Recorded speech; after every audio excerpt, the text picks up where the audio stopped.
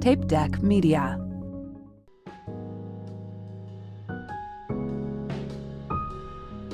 Welcome to Alright Mate, a Ruddle Me This production. I'm Taylor Ruddle, a stand-up comedian and podcaster, and my co-host is Logan Robinson, a therapist. The inception for this show came about when I said to Logan, maybe you and I could partner up. And we could talk about things that people are struggling with their mental health submitted by my listeners.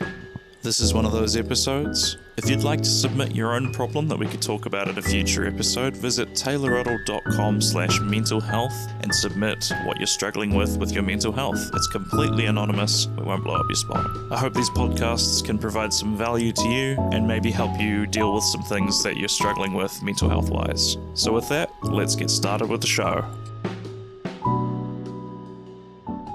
Okay, hello again, Logan. Hey, thanks for having me. Yeah, we were just saying before this, so we've upgraded from over Zoom to now you in my studio, which is also known as the sofa. How are you doing? Is everything good? Yeah, no, everything's good, man. I must say though, I don't think I've ever sat on a couch this big, so it's like I can fully fold myself into it. So There's a lot of firsts today. Yeah, this is genuinely a great couch for sleeping on. A friend of mine, Ben Tito Caldwell, is a comic from up north, stayed with us a couple of weekends ago. And like normally when you're sleeping on the couch, I think people tend to think of it as a bit of a punishment. But these couches are so comfortable. I've slept on them a few times myself. So yeah, I don't know what the brand is or what they were inherited from my flatmate's parents when we moved in, but they are worth every penny. Yeah, no, these are great couches. Yeah. So we today thought it would be cool because we've discovered we live very close to each other, which was a sort of serendipitous thing. Like you've just sort of recently moved to Christchurch. We did an episode of the podcast maybe 10 or so episodes ago where we did like a Zoom kind of chat. I was just intrigued by your, I guess your generous spirit was the thing that I saw on Reddit. And yeah, we just kind of stayed in touch since, and sort of been. I guess we've become friends. I don't know if we're friends, we're sort of colleagues, friends, somewhere in between there. I would say now. Yeah. Let's call it friends. Yeah, and so we thought it would be cool to do a bit of an advice show. I think this is not new territory for podcasts at all, but I just thought it'd be cool to have you over in person, and we could sort of talk about stuff that people have written in, and we've got a real range of different levels of complexity for some of these issues we've had submitted by the listeners. You've got the list in front of you there as well. Would you like to start with any particular one? Do any of them jump out at you that would be a good one to start on? No, I think none of them particularly jump out at me. I think there's a couple that we could have a bit of fun with. So yeah. So we'll go with that too. But yeah, let's work through the list and starting with the one about the scary job market, because I feel like that's quite topical at the moment. So would you like me to read? I'll read the prompt that we had from the person. So my work is currently starting the redundancy process, which is really scary. The job market is terrifying at the moment, and it's hard not to think that I'm going to lose my job and not get another one for months. So as a proper educated and licensed therapist, what's your first thoughts about reading that? I guess my first thought about reading that is that I really get a sense that it's not necessarily the job themselves that this person's concerned about, but it's the security that the job represents. Yeah. And security of housing, security of food, and all of that. I don't know if this person has dependents or not, but I get the impression that it's that lack of security and almost a loss of a sense of control. Yeah. Because when you've when you've got employment, you've got income, and when you've got income and money, you've got a reasonable degree of control over your life. Mm-hmm. Yeah. As opposed to the opposite. We're hearing a lot at the moment about people on welfare being made to jump through hoops just to prove that they deserve that. Yeah. And that's almost a loss of autonomy and a loss of control because someone else is kind of dictating the terms. It's almost like a loss of dignity as well when you think about it in some ways, isn't it? Yeah. Especially if you're being sort of forced to jump through hoops and everything. It doesn't feel great. Yeah, no, and I mean, I guess a job is exactly the same, you're having to jump through hoops. Yeah, just different hoops, yeah. Yeah, different hoops, and you're more appropriately rewarded for jumping through those hoops. Yeah. But I would completely agree that, facing a job loss and that loss of security and dignity and things, it is really scary. But I think there are two things, because I've gone through something similar in a previous life before I went back to uni and trained. But I think there are two things there. The first thing is that, as you and I were talking before the podcast started, you kind of have these ups and downs and these peaks and valleys, and the bad times never last just as much as the good times never really last as much as we'd like them to.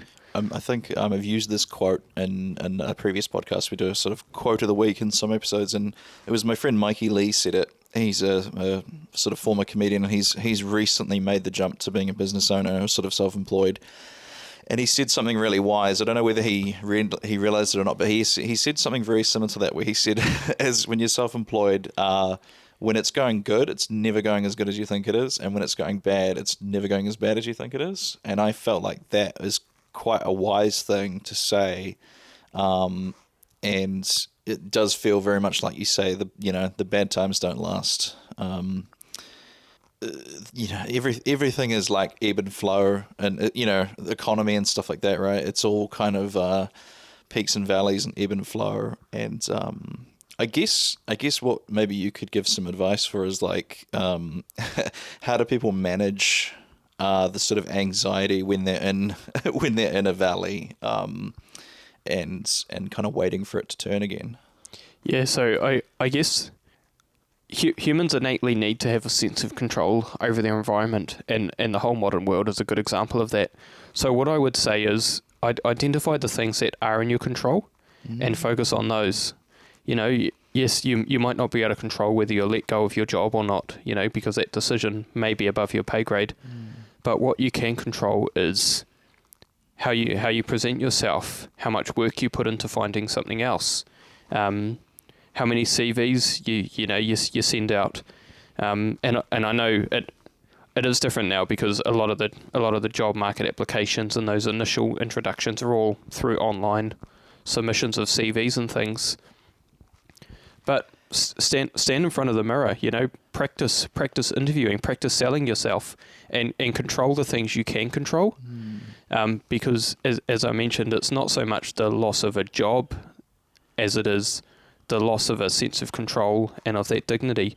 And if you can reclaim some of that back by focusing on the things that are in your control, I think you'll find yourself empowered to get back on your feet a lot quicker and get out of those valleys a lot quicker. At least, even if your situation doesn't change, you'll feel a lot better about the prospects that you're trying to move into. Yeah. As well, this could be a human psychology thing, but I noticed this. So I went on a comedy tour a couple of years ago with David Correos, and I'm still going on about it 2 years later, but it's my claim to fame, right? So let me have this. And we would get these moments where he would get a little worried about the ticket sales, and he would kind of message me and say, like, can you go and hang some posters up? Or like, he just wanted me to do something was mainly the thing. And because it was a South Island tour and he's up in the North Island, I imagine he was feeling a little bit of that lack of control about, being able to do something to influence, the results. And at the time, I used to get a little bit frustrated because I'd be like, it'll be fine. Like we're 3 weeks out, like just relax, whatever. But then lo and behold, a couple of weeks ago, I taped my special, and because now suddenly it's my face on the poster and I'm sort of responsible for the ticket sales, I remember thinking like, I need to just do something. It doesn't matter what it is, whether it was post like a promo video or post the show somewhere or do something to do with it. That set my mind at ease, just feeling like I have done something. So is there something there? Is that a universal human experience? Yeah, definitely. A few years ago, not long after I finished my degree, I started kind of exploring this idea of human potential and what it actually takes to be good at something. And I read a whole lot of literature and a whole lot of books, like Atomic Habits and a few of those other kind of pop psychology culture books. And one of the principles that kept coming up was that the biggest jump you take is the jump from doing nothing to doing something. And it doesn't matter what you do to get started on that journey, you've just got to do something to get the ball rolling. Yeah. Because after that, your second and third step aren't as big a leaps. Yeah. And even if you start off in the completely wrong direction, the fact that you've started means more. Yeah. And so, I think this idea of just doing something to feel like, to almost create a little bit of inertia. Yeah. Or a little bit of momentum. Yeah. And you just kind of let that carry you. Yeah. I sometimes do that if I'm having a hard day getting started with my chores. I'll add things that I'm just about to do onto my to-do list, like brush teeth or something like that, and then I guess I get that small little hit of dopamine or whatever from crossing something off a list. Do you enjoy crossing things off lists? I do. I'm a real list person. Yeah, it's like heroin sometimes. It's just like I this is going to make me sound like a maniac, but I remember I've had nights where I've been at a gig or something, and there have been a few things that I can't do right now. Like it might even just be something like reply to an email or something like that, and I'll have like 3 or 4 things on my to-do list that I've kind of been like looking forward to. Like I know I can just wipe them out real quick in 5 minutes or something, and just looking forward to clearing all that stuff off my list. Like it's the real highlight of my evening sometimes. So take advantage of that if you can. I guess have you got anything else to sort of add to this first one here? No. I think the main point is just do take the first step to regaining a sense of control, and even if that doesn't immediately change your situation, it'll change your outlook on it. You'll feel better about it, right? You'll feel better about it, and you'll feel like you're actually taking some control over your situation and trying to proactively move through it. Yeah, one thing that I used to sometimes do when I was a designer, even if I couldn't necessarily apply for a job or, there was nothing hiring, just updating my folio would be something that I could do to feel like I've broken some ground there. So, I guess think about what your industry is.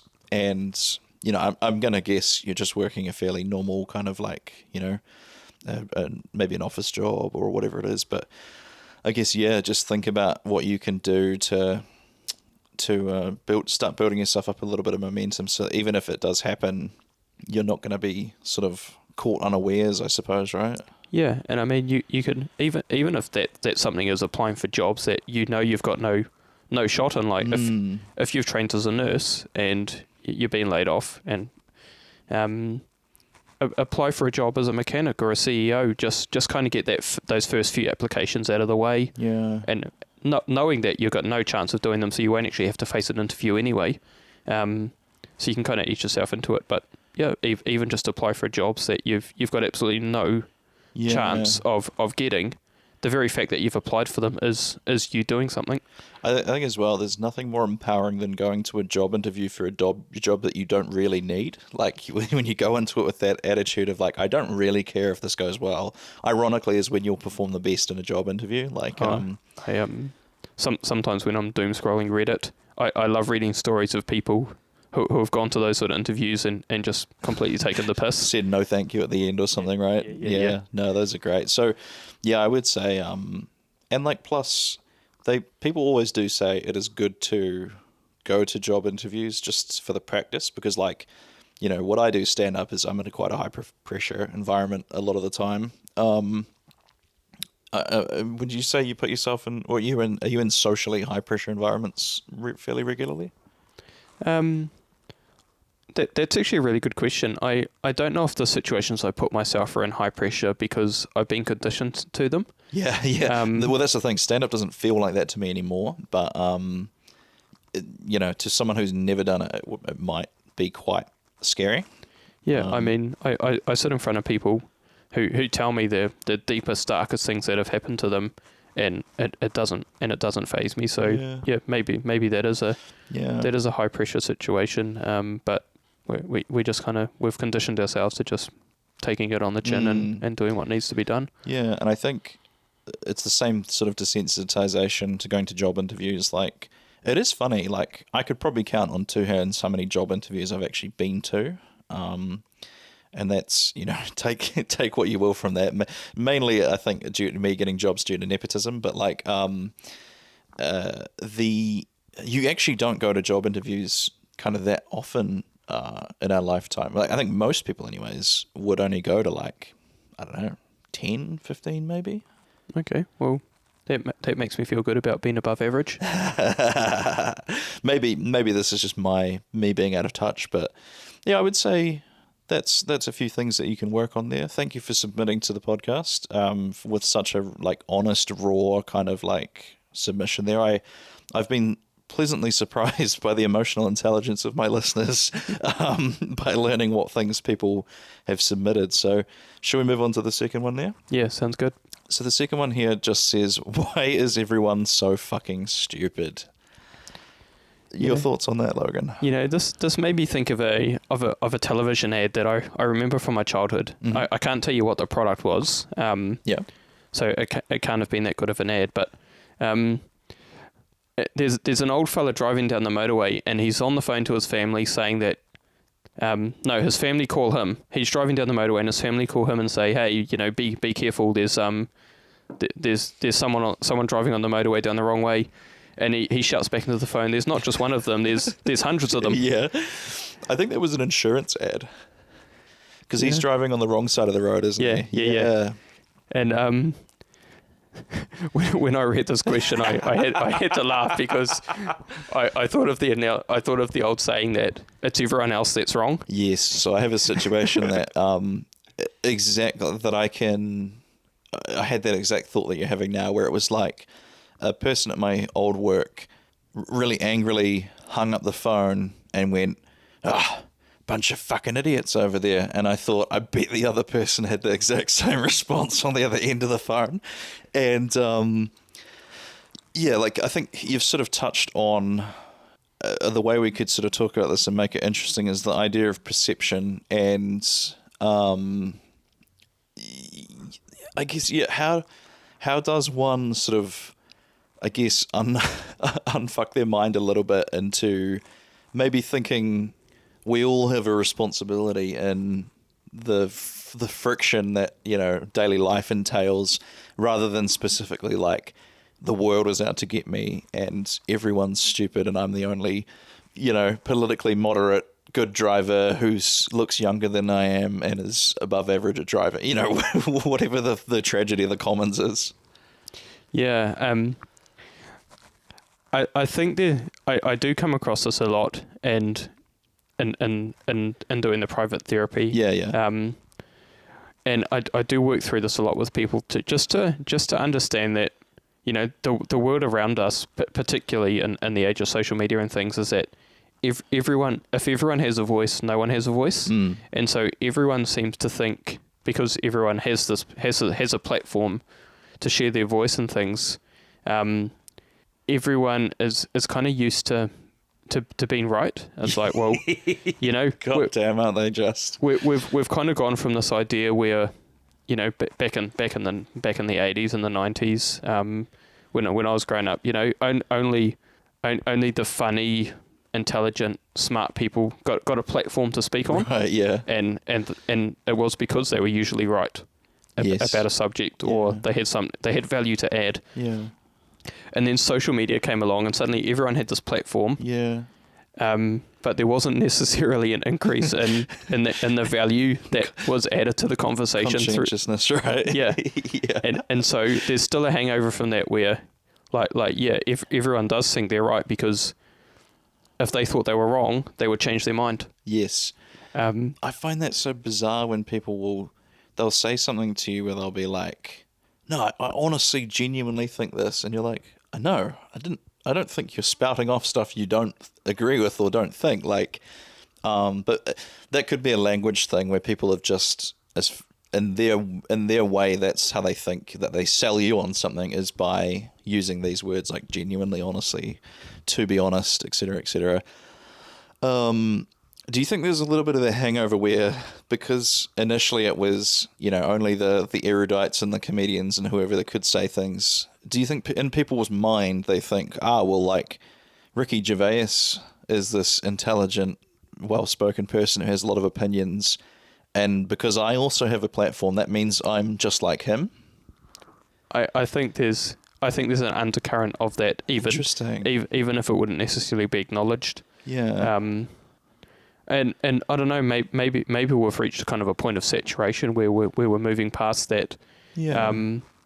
But I think a good thing to say is if everyone else is the problem, what's the common denominator?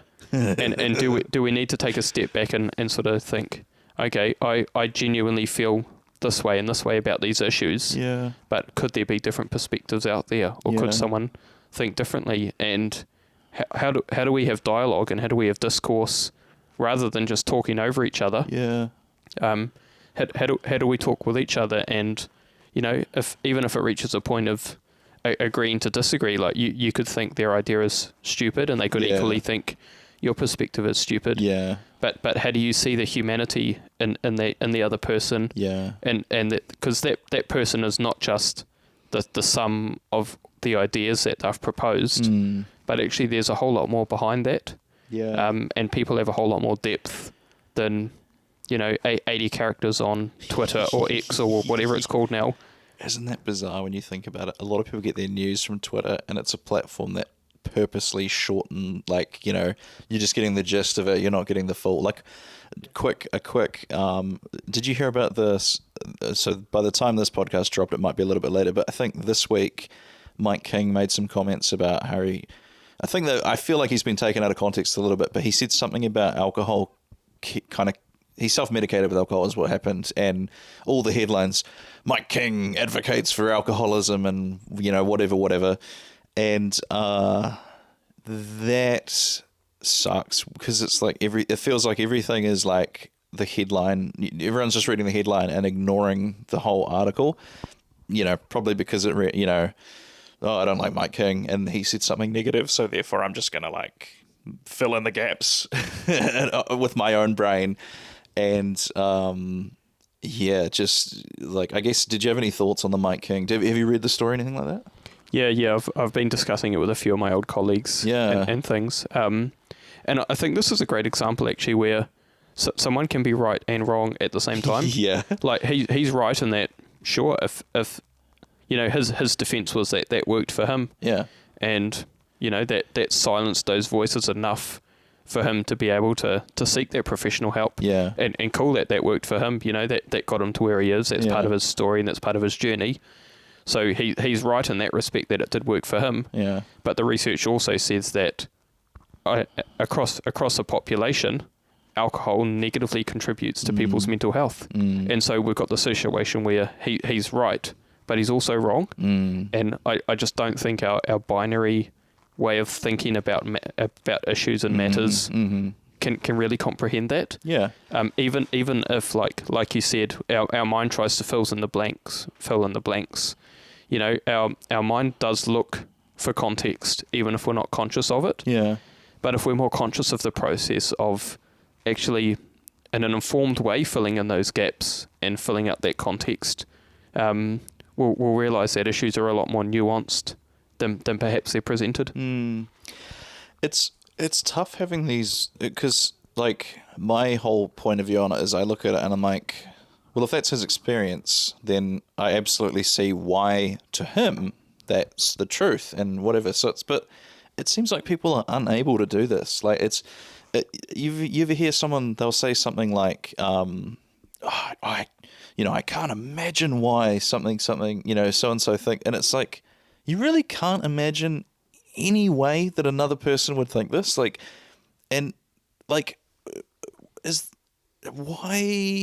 do we have such a tough time putting ourselves in other people's shoes? Do you have any insight into that?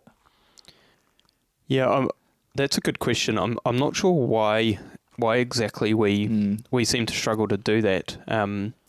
I think discussions online certainly have an element of that, because because you're not standing in front of the person, you're not seeing them as a person. No, they're essentially an avatar on the other side of the screen. And I think that approach has filtered through to some of our debate. But what I try and do, and what I generally try and encourage other people to do, is rather than make statements, ask questions. So if someone presents you with an idea and you don't agree with it, don't just make a statement saying, well, I don't agree with that, I think this. ask questions. Well, why do you think that? Yeah. Tell me how you got to that conclusion. Yeah. And once they kind of fill in those gaps for you, as you said, and kind of pad out that context, you may be able to go, oh, okay, I don't agree with the conclusion you've reached, Yeah. but I can see how you got from A to B. Yeah. No, I think it seems like as well, people are so afraid to be wrong, and that, there's nothing wrong with not wanting to be wrong, but then some of the mental gymnastics and tantrums people throw and behavior that comes out of someone simply not wanting to just say, you know what, yeah, that was wrong. Like, that opinion was based on, the wrong research, or, I didn't have all the information to work with and I jumped to conclusions when I shouldn't have, or whatever the situation might be.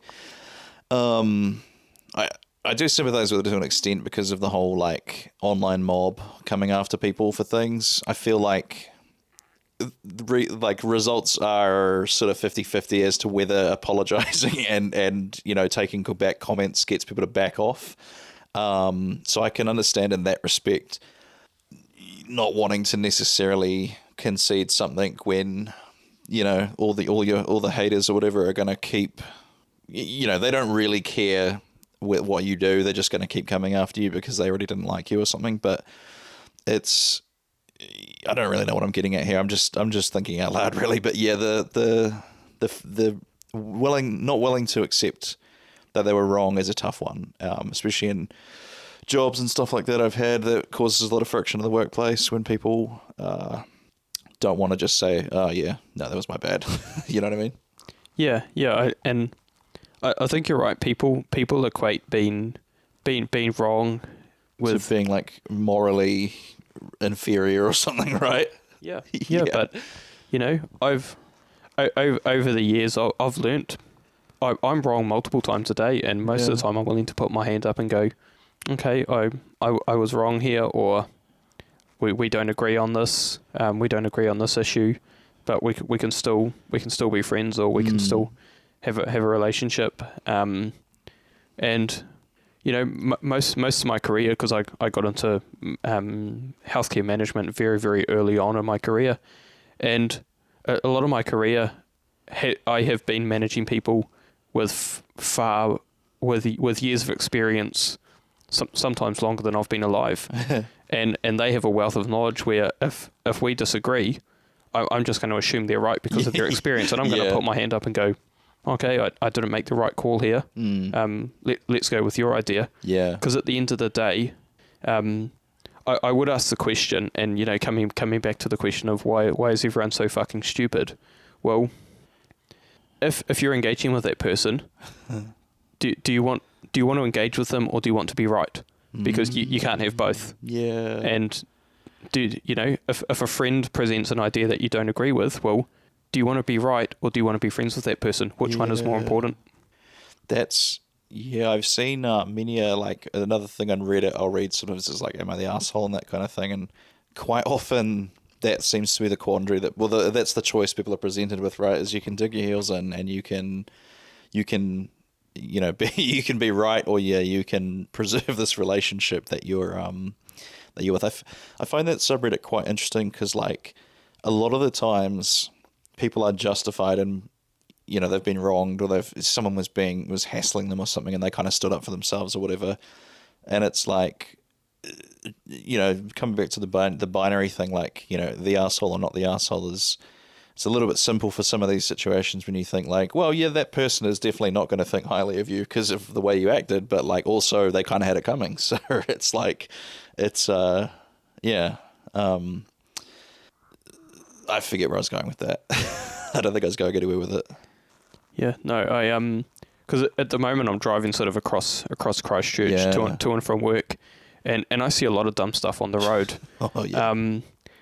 But my question is like I could drive up behind that person and I could flash my lights at them and I could beat my horn and I could do all sorts of carry on. Yeah. But do I want to be right, or do I want to get home with my car intact? Yeah. And often if someone's speeding and they're in the wrong, well, yeah, but I'm not going to point that out to them. I'm not going to go near them and have that discussion, because it's more important to me to get myself and my car home in one piece. Yeah, yeah. It also, like, I don't know if necessarily if like, let's say, yeah, you say you flash your lights and beep out someone or something like that. Is that going to make you feel better about it afterwards as well? Like, maybe it might in the moment, but that might escalate, and then who knows what's going to happen from there, right? Is it like, I guess, yeah, like you say, is it worth that little moment of justified anger? Is that worth potentially someone getting out of their car and following you home, or, whatever it is, right? Yeah, exactly. Okay. So number 3 is quite a good one. I think I know who this was, but I'm not. It was submitted anonymously, so I'm not sure. So it says, grief. My grandfather passed away at age 90 after being in decline for honestly a few years. I'm struggling with guilt because I feel numb. I'm not crying. I'm not angry. Nothing. Haven't seen him in 10 years as he lives in England, but he is still my grandfather and I miss him even more now. What can I do to grieve his passing in a healthy way? I think the first thing, when I read this, the first thing that jumped out to me is that this person, this listener who submitted this, I get the sense that they genuinely understand that grief is a process. Yeah. And that, that they're in the middle of this process, and they're going through it, but they're not kind of sure where the process is going to take them, or how it's going to end up. And I almost get a sense here, and I could be wrong. Coming back to our last discussion, I could be wrong here, but I get the impression that maybe this person has a little bit of regret over the time that they could have seen them, but they didn't. Mm-hmm. And that's completely normal. What I would say is that there's absolutely nothing wrong with what that person, what your listener is experiencing and grieving this loss. Because once even if a person lives on the other side of the world, if they're still alive and you can still reach out to them and contact them, regardless of the age gaps, there's kind of not that permanency to not seeing them. But once they've passed away and once they're gone, that's kind of it. That's final. The door's closed, right? The door's closed. There's a permanency to that. So what it sounds like this person is grieving is not just their grandfather passing, but the idea that they have a grandfather, that they have a relative. It makes me think of a beautiful poem that I read a couple of years ago now. I don't know what it was called, but the poem reads something like, I was a brother, but he died. And it was talking about a younger sibling passing away, and the idea that it's not just the person themselves, but it's everything that relationship represented. Because there is a special relationship between a grandchild and a grandparent, and there's no other relationship quite like that. So I think this person's grieving that idea just as much as they are the person. Yeah, that's very interesting, because I'm into like linguistics and etymology and stuff. If you have no siblings left, you technically aren't a brother anymore, right? So it's something about you is fundamentally changing as that word is no longer applicable to. I mean, I'm sure it is, but people are not going to be like, you don't get to call yourself a brother because your brother passed away. But I think you could be right there. I think as well though, like. I don't know where I've heard this, but grief is not linear, right? It's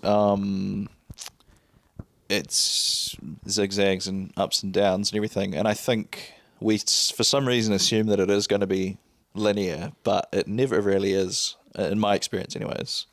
Yeah. No, you're entirely right, and we very much, grief is a mental health response to a traumatic event.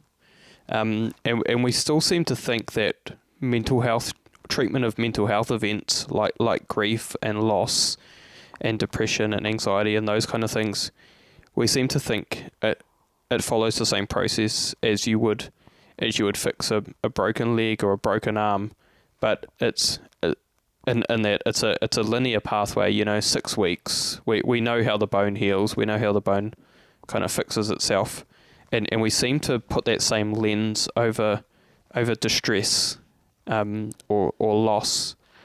Yeah. But really, you're entirely right. It's completely non-linear, and You know, it could be 2 steps forward, 3 back, 2 forward, 1 back, 5 forward, 2 back. You know, it's a thing, and you may go through that for the rest of your life because something about your identity has fundamentally shifted, and the way you see yourself and the way you fit into the world, and maybe some of those relationships, even if this listener hasn't seen their grandfather for 10 years, that relationship may have been something that anchored them down, or was it kind of a point that they anchored themselves to as they kind of drifted through their life. So yeah, it's completely non-linear, and I think expect that you will have the ups and downs. But you know, coming back to our first question, you know, you ride the ups and the downs because that's life anyway. Yeah, you kind of have to, right? Like I not as major of a loss as a grandparent, but we had to put the family cat down a few weeks ago now, and it reminded me of, you know, death is obviously all around us, but the thing that always makes me feel odd, I don't quite know what I'm feeling when I have this thing, but you know, not even a funeral, like if you've ever had a relative cremated and you'll head out to the graveyard and you dig the hole and you pop them in the grave, and you know, whether it's like, you know, Nana and Granddad next together or something, and then when you put all the dirt back and you kind of pat everything down, and you know, you have a moment of silence, and then you sort of all look around and you're kind of like, well, we'll just go home now, I guess, right? Like, do you know what I mean? There's this weird feeling I get where, like, when it's all done and the person's buried and they're gone and you've said your respects, it's like, well, the life just keeps going, doesn't it? And I don't know exactly what I'm feeling. I don't know whether I'm grappling with my own mortality there or something, but that, just listening to you talk about how you've sort of got to ride the waves, and like, that's it, right? It's like, people are going to pass away, things change. You sort of have you have to keep going. Really, that's the only thing for it, right? Yeah, exactly. There's a really good model that we use in therapy, and it essentially breaks grief down into 5 different stages. And what it sounds like this listener has reached is that they have reached that 5th stage of acceptance. You know, you're not happy, you're not sad, you've accepted the loss, and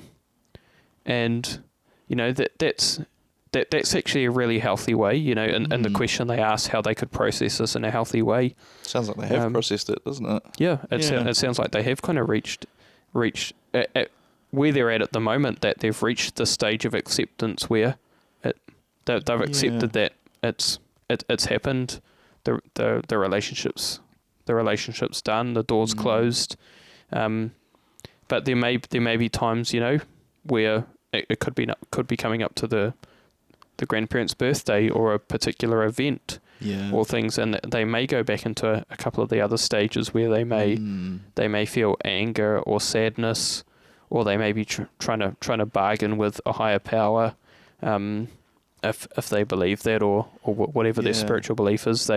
So you can kind of go between those stages, but I would say that acceptance is very much a healthy part of processing grief, because it allows our mind to move into a more stable place where we can carry on with our life without being consumed by this grief.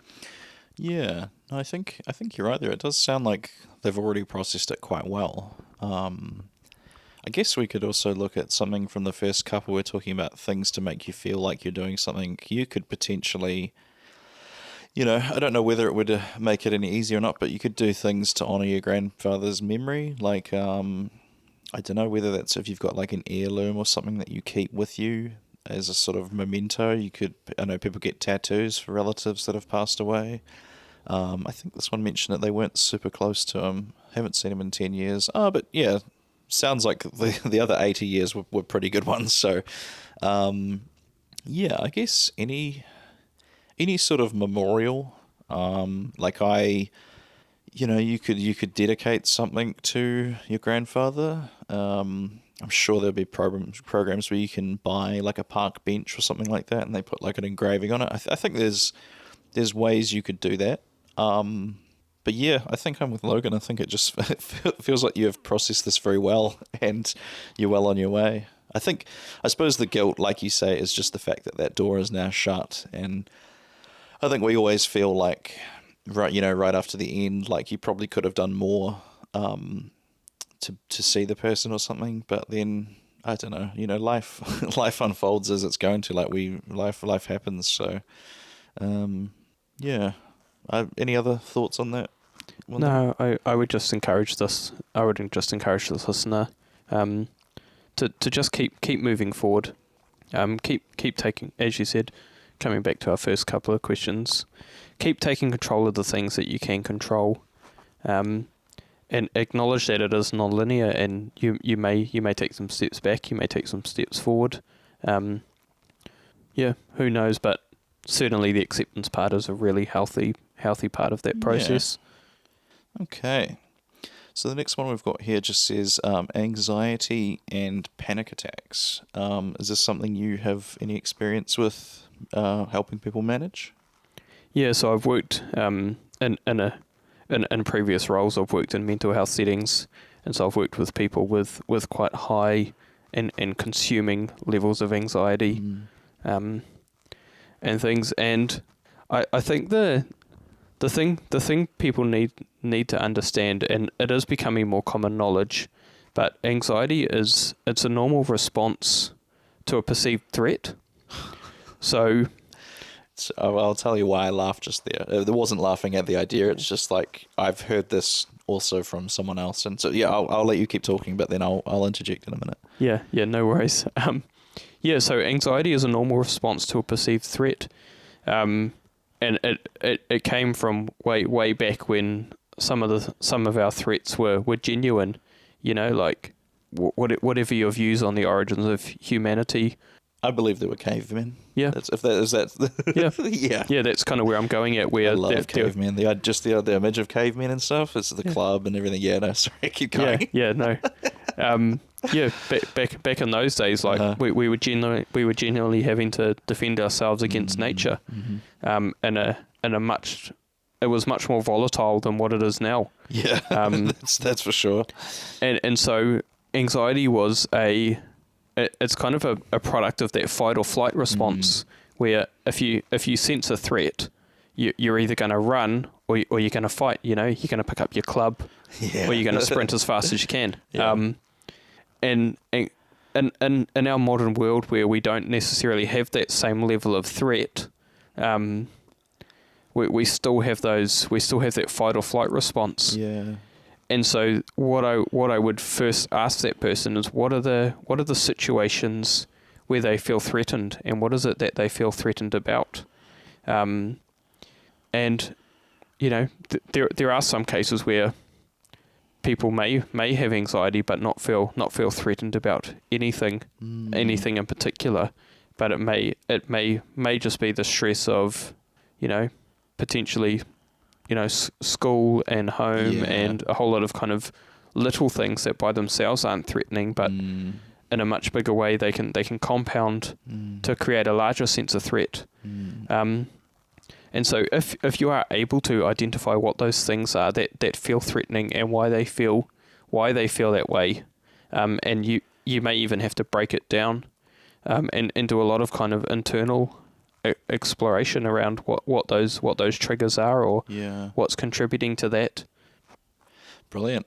Well, so I'll explain why I laughed when you mentioned that first thing you said. And so I do a little bit of freelance editing for another podcast called the Ease Anxiety Podcast. It's by I think she's South African originally, but she is probably quite similar to you, a sort of independent, either therapist or counselor. I'm not 100% sure what her proper title is, but she specializes in anxiety. And just through listening to, I'm editing the podcast, so I'm listening to it, and she said almost verbatim, like kind of what you've been talking about there. So that, like, I think with any kind of like, psychology or any kind of thing like that, you got to take everything with like a little bit of a grain of salt. But now hearing two different people who I don't know each other say the same thing, I'm like, all right, yeah, I believe this now. Like it seems like you're both on the right track. And yeah, she quite often talks about like, when you're having your anxiety, just listen to your body and figure out what it's trying to tell you. So that could be a little plug. Go and listen to the Ease Anxiety podcast. Deontay Fox is the creator, whatever you call it, the star. And I do all the... Well, there's not a lot of editing. I just tidy up the audio for it. And yeah, so I'll chuck the link to that in the description below, actually. I never thought that I could plug that, but you basically reminded me of it there. So good, yeah. Yeah, there we go. And I think job done. her advice is spot on. Like, yeah, listen to your body. Are you...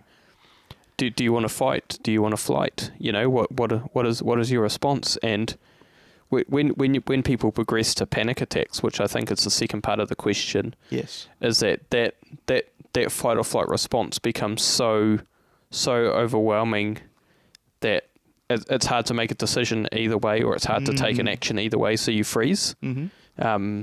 Funnily enough, that was what the subject of my Panic at the Buffet show I just recorded was about. That I wasn't having the like gasping for breath, kind of like almost passing out from adrenaline, but that's it. So many situations where I got paralyzed by a decision and then panicked and picked the worst option, and it made a funny story in hindsight. So yeah, apparently my name for that show was pretty on point. Yeah.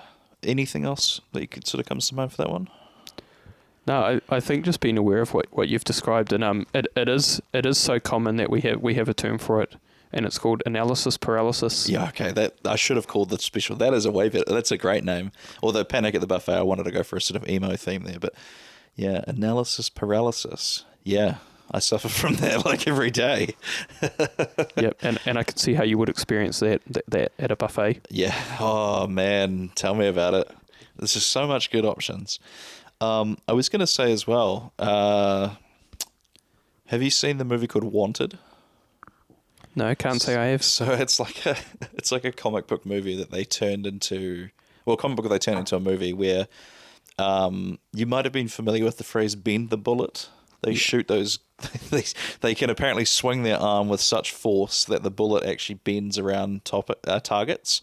And in that movie, the main character suffers from panic attacks, and they come to him and they say like, "You're not actually having panic attacks. You're having like, you know, whatever that universe is like X-Men gene. He's got some kind of superpower where he just perceives things happening. He's basically got bullet time built in, I suppose." And so they get him to stop taking his meds, and somehow, you know, he can do all sorts of matrixy gun tricks and everything like that. So maybe watch that movie. It might help you feel better about having panic attacks. I don't know. It also might make it worse. So I haven't seen the movie in like 20 years. Yep. I worked with one family quite a while ago, and this guy he'd been an upholsterer, and he was out of work and trying to get himself back into work, and I was kind of helping him a bit with that journey. But he referred to his anxiety as his spidey sense. Yeah, that's a good way to think about it. Because every time his anxiety was triggered, he knew something wasn't right. Yeah. And he made it his mission to find out what the problem was, or what was triggering that, and what he could do about it. That's a great way to look at it, and also, it's funny because I think I maybe already do that to an extent, because I don't tend to get like big spikes of anxiety. I have it's like you said, lots of little things that I'm aware of that are like going on that I just need to. Well, it feels like I need to be thinking about them a lot, which probably don't. But yeah, like. I always, if I'm having like a particularly hard night falling asleep, by me thinking like, okay, what are all the little things that I'm worried about right now? And then try to consciously shift my thoughts elsewhere. And that seems to help me deal with it a little bit. So if that's something you can do, it works for me a little bit. Yeah. Yeah. When you're thinking about those things, do you write a list? I have done. Normally I fear that if I get out of bed, I'm going to wake myself up more, but is that something that would be you'd recommend, is to write down the things that are bothering you? Yeah. Oh. I'm absolutely a list person. Yeah, interesting. And then you just get rid of it, like burn the list or something the next day. You don't. I guess you could cross them off, but you know, some of the things I'd be writing down are like, you know, do I have enough money for rent? this week, that sort of thing, which is not really something you can cross off. But yeah, well, I'll give it a try the next time it's happening, and I'll report back. Yeah, sounds good. Okay, so then the next one we have submitted here, I assume maybe it was a joke or maybe it was someone that knows me in real life, but it says missing you, and it was written, addressed to me kind of thing. So I think we're coming upon, now maybe we could end on this one here, because I think maybe just quickly, the last one is dealing with the constant whiplash of the government doing stupid things at every turn, and I feel like we kind of answered that already with just the think about the things you can control, and I feel like it's, again, a similar feeling of a lack of control from the redundancy at work and everyone else being quote unquote fucking stupid. Like, it's feels like it's the same anxiety there to me. Is there anything you could add to that last one? No, I think just coming back to our discussion around the peaks and valleys. Yeah. This person obviously feels like we're in a political valley at the moment. Yeah. And I don't know, maybe their preferential party will get into power again at some point. We'll be in government. But yeah, just ride out this valley. Yeah. Do what you can to vote. And I would say to this person that, or anyone who feels strongly about the actions of any government, if you feel that strongly about it, get involved. Put your hand up. Get amongst it. Take that control. And do the things that you can do. Become involved at a grassroots level, because what most people don't seem to realise is that politics isn't just played by the people in the beehive in Wellington making decisions about the rest of us, but it's the day-to-day interaction that we have with each other and how that shapes the world that we live in. Yeah. And there is no clearer message that people can send about the things that are important to them than standing up and making their voice heard, or being involved in a larger collective voice about a particular perspective on an issue. So for the sake of the podcast, I'm not going to rubbish either party either way. But if you feel that strongly about it, get involved. Yeah, no, I think that's a good idea. I think as well, you get this with stand-up, is like, people think that it's almost like a class thing. They think that there's comedy producers and then there's comedians, and there's, the comedy producers are the ones who produce the comedy, and we comedians down here, we just, we take the scraps and we have to put up with this and that. And it's like, literally any comedian can produce a show. You don't have to be special. You don't have to be, you don't need to be given permission. Literally all you need is like the venue to put it on and then the comedians to perform on the show. Like, it's not we're not the chosen ones, the ones who produce the gigs. We're literally just comedians who also put on a show. And I feel like, it's like politicians and then, the people, but it's like, well, the people become politicians, right? Like, you don't have to be, I mean, I suppose not anyone can become a politician, but like, in theory, there are no like class or race or gender roadblocks stopping you from becoming a politician. Like, is debt and stuff like that a thing that stops you? Not that I'm aware of. Yeah. I mean, I think there are certain restrictions, like obviously if you're in prison or there are some. There are some roadblocks. My bad. Yeah.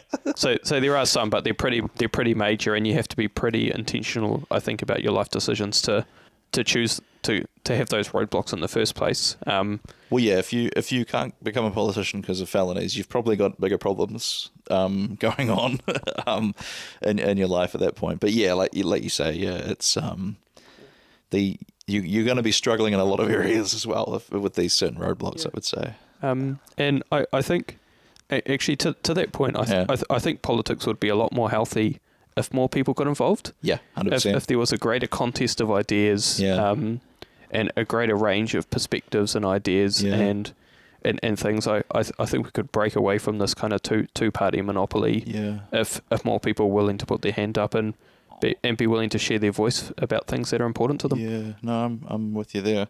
I think our attitude towards politicians in this country is so bizarre, because on one hand, you've got people that are like, they're all fucking slimy, lying, whatever. But then when they do something illegal or slimy, whatever, it's like people always go on about like, that's disgraceful and whatever. And it's like, well, you already think the worst of them. Like, you can't tell us you're disappointed by people that you knew were scumbags. Like, and it's bizarre, the attitude that, you know, the average sort of person that I talk to has of politicians, and you sort of think like, well, then why not go and do, like, get involved and be better than them, or do something. And like, I think right now a lot of the discussion is about accountability for promises and stuff like that. That you know, there should be some better things in place to keep the government accountable. Which I think, you know, doesn't matter which party you support. I think that's a great idea. But I mean, how do you enforce it, right? Like, I don't know exactly what. You know, you don't have like a police force or something you could go to, like when government parties don't do the things they said they were going to do. But yeah, no, I'm with you on that one. I think as many people as can should, and not even specifically just the Beehive stuff, like local politicians. I met a musician a few weeks ago called Ruby Kush. She's also like I don't know is it a councillor when you're at the local level? Yep. Yeah, she either is or was, and is going to. I think she was undecided at the time, but yeah, like, I think you know, anyone can do it. So if you've got, you know, if you look at the current standards of that and you think, oh, that's a bit rubbish, then you know, why not you could be better than that. So, you know, get involved. Exactly. There's no greater accountability, you know, coming back to the idea that politicians need to be accountable to their promises. Yeah. There'd be no greater accountability than an opposing idea becoming popular. Yeah. But someone has to present that opposing idea first and outlay what that'll look like. Yeah. And I guarantee the politicians will jump if an alternate idea gains enough traction. Yeah. Yeah, absolutely. Everyone wants to be on the winning team. It's the sad nature of humanity. You know, you start doing something differently. Like, we were just talking about this movie called Mountain Man, which is about a guy who tried to, his wife passed, it was a real guy in India, his wife passed away, slipping and falling on a mountain they had to cross to get to the next village. So he spent the next 20 years with a hammer and a chisel carving a road through the mountain. And that actually, in the discussion for that, it's very relevant to this local politics idea, but in the discussion for that in the podcast, I kind of realized, like, that's how the average person can make a difference, is you just got to find the local thing that you can fix, and then, you know, do that, and then figure out what the next thing you can do is, and all the small, you know, you build a little bit of inertia, like you said, and before you know it, who knows what's possible, right? Yeah, I think if everyone was willing to put their hand up and take a little bit of action towards things they care about, instead of leaving it to other people, I think the world would be a much better place. Yeah, hell yeah. So you just had an alarm go off or something there. Are you on the clock? Okay. No. So we got one left. I think this might be a long episode. We're looking at slightly longer than an hour, but it's okay. It's a good listen. I think people will, you know, if someone's going to listen to it, they're going to listen to the whole thing. So last one. We're going to sort of split this one into two things. If you're missing me in particular, Taylor Ruddle Comedy, you can go to my YouTube page. There's a lot of videos there. You can see me at several quiz nights and comedy nights throughout the week. I'm very accessible. And apparently I have a very distinctive silhouette. So if you see me walking around, come say hello. As for the second option, just missing someone in general, you got any thoughts on how people can sort of manage that? I guess there's a couple of ways I'll answer that, and the first way is assuming this person is still alive or still around. It is possible to see them, yeah. Yeah. Just reach out to them. You know, do you, coming back to the questions I was asking earlier, do you know, whatever the reason for you missing them, do you want to hold on to that reason, or do you want to be in that person's company? And which one matters more?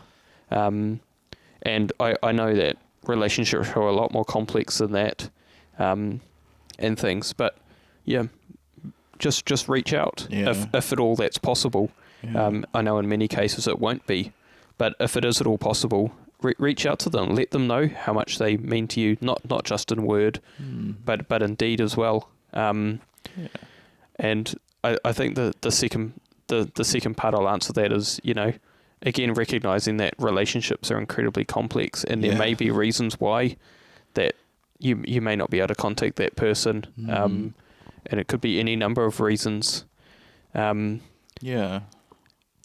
But missing someone is normal, because there's so much to the human relationship, and it's not just about meeting our own needs for companionship and relationship, and humans are social creatures, but we get something from adding value to another person as well. It's almost kind of like this feedback loop where we make other people feel good, they make us feel good, so we make them feel good, and kind of so on and so forth. And it's normal to miss that, because we're hardwired as humans to seek that out.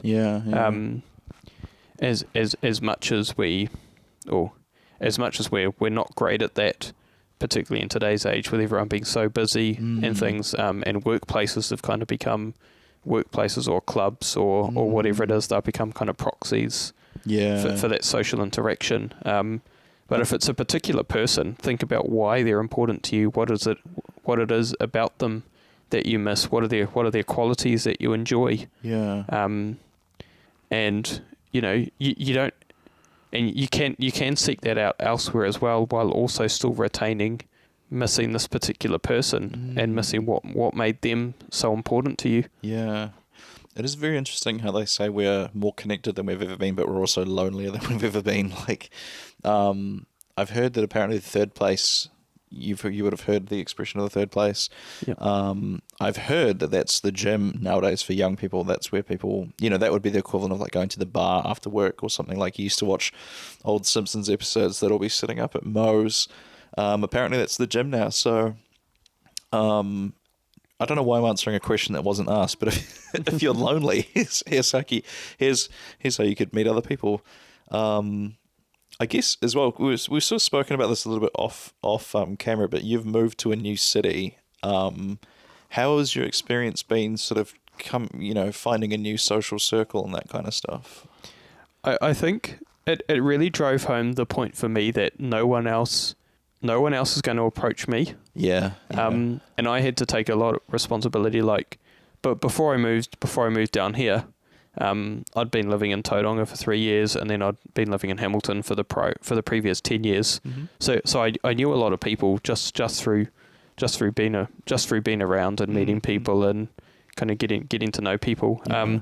But when I came down here and I didn't really know anyone, that was when it really hit home for me that I just have to put myself out there and meet people and be willing to, put myself out there and potentially have people not be interested, or the conversation be very shallow, and that's okay.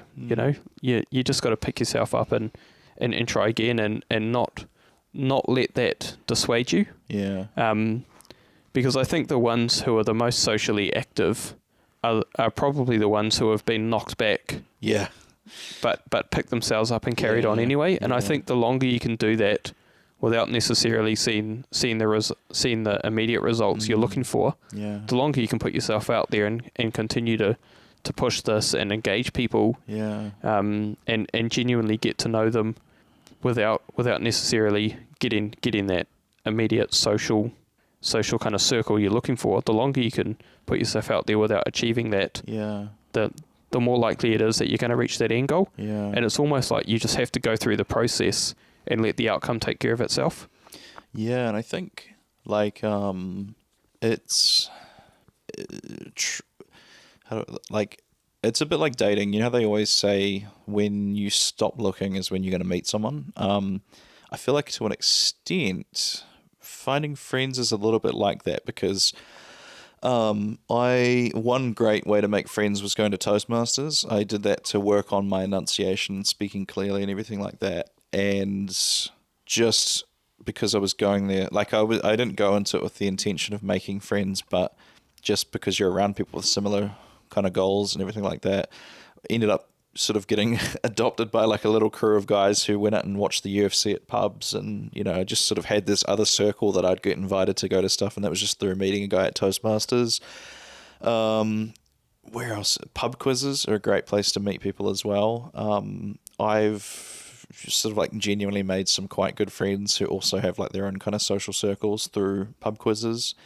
and it's all sort of happened by accident. It's, you know, I've been going to these things for, like, I host the pub quizzes, and I was going to Toastmasters for another reason. But yeah, you just kind of surround yourself with people, and don't go into it with don't go into the social interactions with the idea of, like, I want this person to be a friend. You sort of just, you know, go into it genuinely and treat the interaction for what it is. It's just you know, you're chatting with this person. And I think a lot of our school friendships were kind of just Stockholm syndrome. You know what I mean? You're just in the same place as all these people for God knows how long. And what's bizarre as well is I've become better friends with some people that I went to school with after school, which, like, kind of, it's like, yeah, you're surrounded by all your classmates and all the people in your years and stuff, and you sort of gravitate, you know, you find your little circles and everything like that. But then I think people kind of just stop at that point. It seems that there's a little bit of mingling and stuff like that, but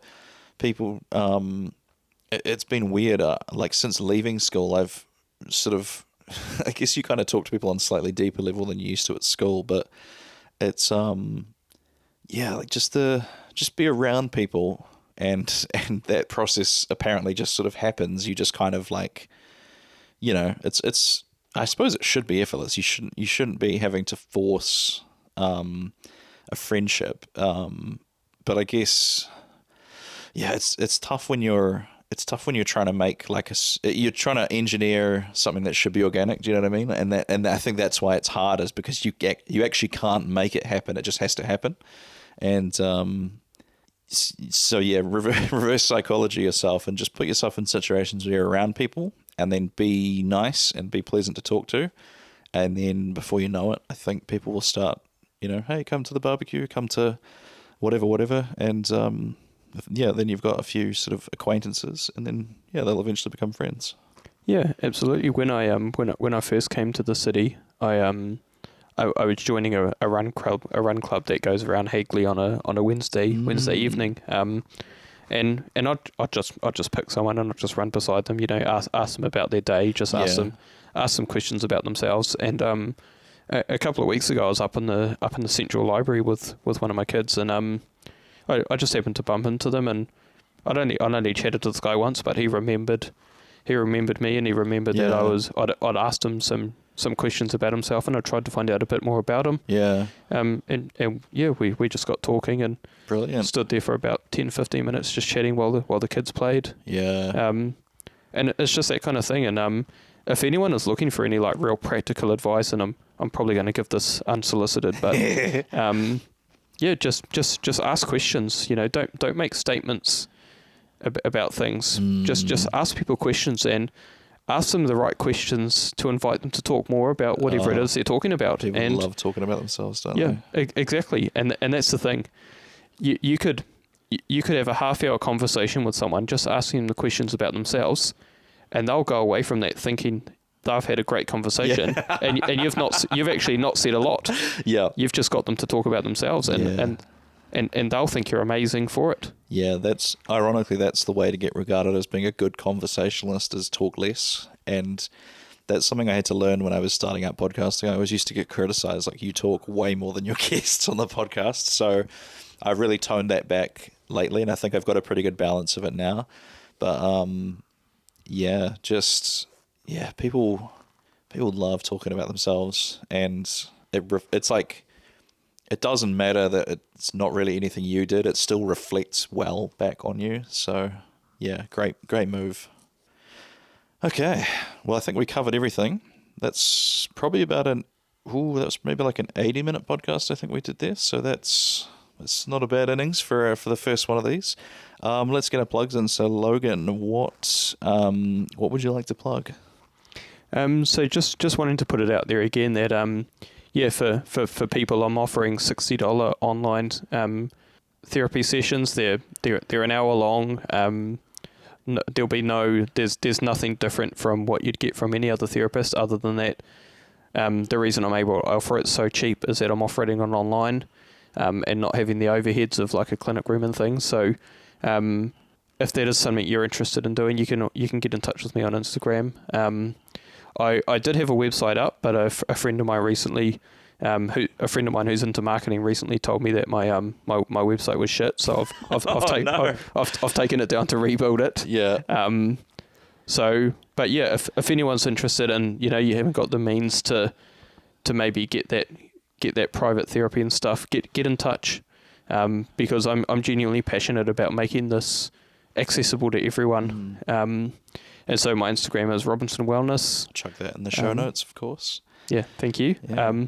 So yeah, you can find that there. And it doesn't even have to be about heavy stuff, or it doesn't have to be for a long period of time. If you just want someone to bounce a few ideas off, jump in. I'm pretty flexible. Yeah. So, yeah.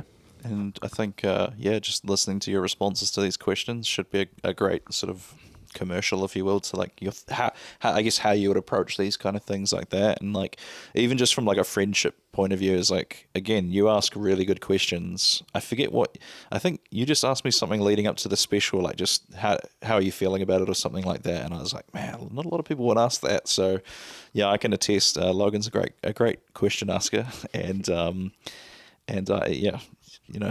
proof is in the pudding. Some great solutions to all these issues people are facing. So yeah, I can highly recommend you get in touch if you're struggling with things. I think that's about it really. I think we'll probably let's try to do one of these quarterly or something like that. I'll put out a new call in a few months. And to the listeners, if you've got something that you want us to talk about in a future one of these, for now, let's just say DM it to my Taylor Ruddle Comedy Facebook page and I'll add it to the list. But we will also make an official, I think I did a Google Doc or something, the last one. So, if you've got something you want us to cover, contact me there or just wait for the doc. And so that's it really. Thanks for joining me, Logan. That was a lot of fun, actually. I enjoyed it. Hope the listener enjoyed it. And we'll see you in a few months. Yeah, no, this has been a great chat. Thank you. Thank you so much for listening to All Right Mate with Taylor Ruddle and Logan Robinson. I hope you found some value in this episode and you're going to leave feeling just a little bit lighter than you were coming in. Once again, if you would like us to talk about one of your problems, you can submit it at taylorruddle.com/mental health. And don't forget to give Logan and myself a follow on all of our social media platforms. Thanks for listening, and we'll talk to you next time.